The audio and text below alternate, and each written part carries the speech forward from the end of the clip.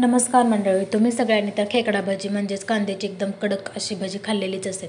शक्यतो आपण पावसाळ्याच्या दिवसात भजी या असं प्लॅनिंग करत असतो, परंतु ते बनवतात कसे हे तर कुणाला माहीत आहे का? किंवा बनवण्यासाठी काय काय साहित्य लागतं याची आपण डिटेलमध्ये आता आपण माहिती पाहणार आहोत. तर त्यासाठी मी काय केले, इथं 5 ते 7 मोठे असे कांदे घेतलेले आहेत. त्यानंतर काय केले, जास्त एकदम पातळ चिरायचे असते आपल्याला, त्यामुळे चाकूने किंवा कशाने आपण ना ते चिरत नाही बसायचं. आणि ते चिरत बसलं तर आपल्या डोळ्यातनं पाणी कुठं काय असं होतं. त्यापेक्षा सरळ काय करायचं, असं आपण जे वेपर्स पाडतो ना त्या किसणीने, ते किसणी घ्यायची आणि त्याने अशा गोल गोल गोल चकल्या पाडून घ्यायच्यात कांद्यांच्या. तुम्हाला 5 मिनटामध्ये पाहिजे तेवढा कांदा आपण इथे चिरू शकतो. जसं आपण चाकूने आणि याने चिरत बसतो त्याला किती टाईम जातो ना, जास्त टाईम जातो.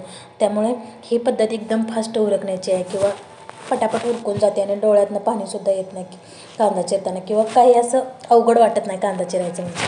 तरी बघा, अशा पद्धतीने ते गोल गोल चकल्या पडले की ते एक एक अशी सुट्टी करून घ्यायची. म्हणजे काय होतं, छान असे ते हे होऊन जातं. आणि त्यानंतर काय करायचं, त्यामध्ये मीठ टाकायचे, त्यानंतर सोडा टाकायचा थोडा, आणि टेस्ट यायसाठी थोडंसं ओवा टाकायचं. कोणतेही आपण बेसनचे किंवा डाळीचे पदार्थ बनवतो त्यामध्ये ओवा हा कंपल्सरी असतो, म्हणजे असतो.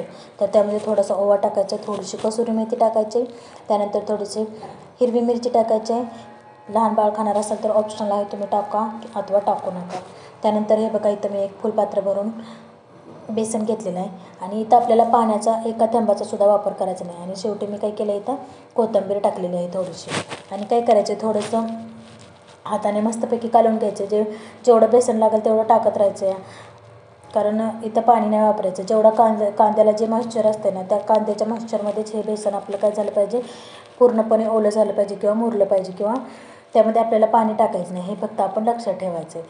आणि थोड्या वेळ मुरत ठेवण्यासाठी आपण याला काय करू, झाकण ठेवून 5 ते 10 मिनटं ठेवून देऊया. त्यानंतर काय केलं, मी 5-10 मिनटं ठेवून दिलं आणि तेल काढायला ठेवलं. त्यानंतर हे बघा, 5-10 मिनटांना असं एकदम छान असं त्याला पाणी सुटलं. इथं एकही थेंबाचा वापर न करता, पाण्याचा वापर न करता हे असं याला पाणी सुटतं थोड्या वेळ झाकून ठेवल्यानंतर. आणि त्यामुळे भज्यांचं छान असे तयार होतात, आपली भजी एकदम कडक अशी तयार होतात. सोडा मापात वापरायचा, जास्त लाल होतात, जास्त सोडा टाकला तर भजी एकदम लाल होतात. त्यामुळे मापात सगळं काही व्यवस्थित वापरायचं आहे. मीठसुद्धा चवीनुसार टाकायचे. आता एकदा तेल काढलं, एकदा छान फुल गॅसवर कढून घ्यायचं आणि परत काय करायचं, मध्यम किंवा मंद गॅस ठेवायचा आणि त्यावर आपण ते तळून घ्यायचे. कारण कडक कडक तेल असतं आणि ते फुल गॅस ठेवला की पूर्ण नुसते वरून काळे पडतात आणि आतमधून भाजत नाही. त्यामुळे तसं करायचं, एकदा कढवून घ्यायचं, थोडं तेल चांगलं गरम करून घ्यायचं आणि पुन्हा गॅस कमी करून ठेवायचा. इथं मला फास्ट उरकायचं होतं, त्यामुळे मी काय केले, पटापटापटा करून घेतलेले, कारण मी काही गॅस कमी केलेला नाही. आता अशा पद्धतीने तुम्ही चमच्याच्या साहाय्याने सोडू शकता किंवा हाताने जरी सोडले तरी चालतात, कारण अशी भजी चमच्याने किंवा कशाने छान अशी येत नाहीत, कारण याच्यामध्ये पूर्ण कांदा असतो आणि ते एकदम सुट्टी सुट्टी पडतात. त्याच्यामुळे अशी भजी हाताने सोडायचं. आता तुम्ही म्हणाल किती असं हे दाखवते की बाबा हातानं सोडते किंवा काय, तर खरं तर हे अशी भजी असतात का नाही, ते आपण हातानंच सोडतो. कुठेही जातो मी हातानंच त्याचं छान असं ते बनतात भजी. चमच्याने आणि ह्याने हे आताच्या फॉरेनर पद्धती झाल्या आहेत. खरं तर पहिले कितीतरी छान असे माणसं भजी वगैरे करायची, किंवा पहिले जे जुने आपले आजी आजोबा किंवा पणजी, यांच्या हाताची चव काय वेगळीच होती खरं तर.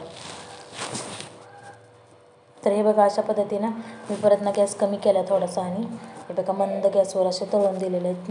इथं फक्त आपल्याला तळताना व्यवस्थित काळजी घ्यायची, भजी आपले तळतानाच आपण व्यवस्थित लक्ष द्यायचे.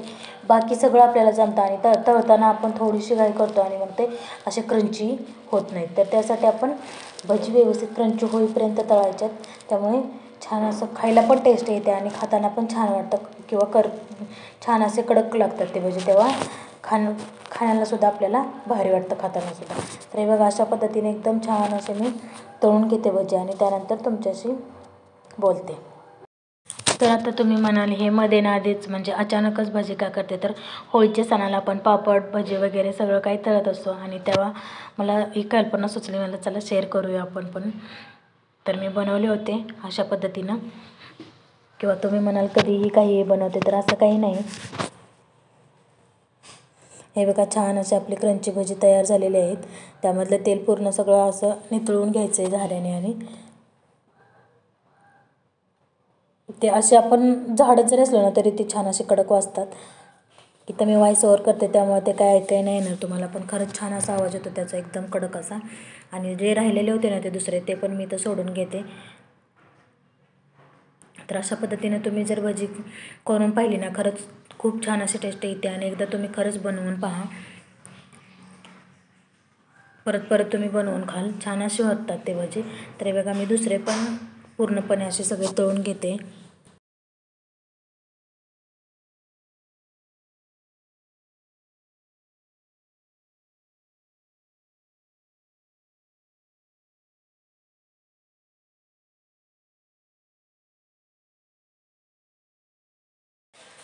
तर सोडा किंवा ओवा टाकल्यामुळे छान अशी याला टेस्ट येते. तर हे बघा अशा पद्धतीने आपले भजी तयार झालेले आहेत. तुम्ही असे झटापट एकदम कमी वेळामध्ये पटापट बनवू शकता. एकदम अर्ध्या तासामध्ये बनून जातात ही भजी.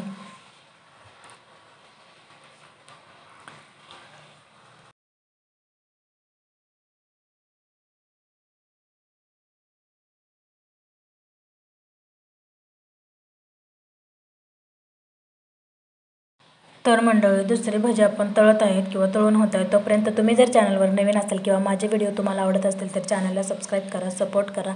आणि जर कोणाला नवीन नवीन अशाच रेसिपी शिकायची असेल तर त्यांना शेअर करा. तर आपलं नवीन नवीन चॅनल आहे तर प्लीज सपोर्ट करा. तुमच्या सपोर्टशिवाय पुढं जाऊ शकत नाही. तर नक्की सपोर्ट करा माझ्या चॅनलला. आणि रेसिपी कशा वाटतात मला नक्की सांगा. आणि यानंतर पुढची रेसिपी काय बनवायची हे सुद्धा मला कमेंटमध्ये सांगा.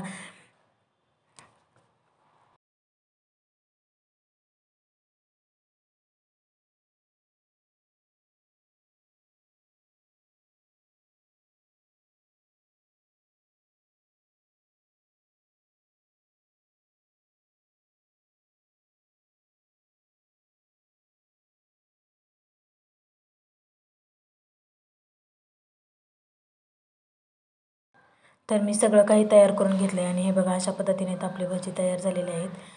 हे बघा कडम कडम वाजतात, हातात जरी घेतले तरी एकदम छान असे.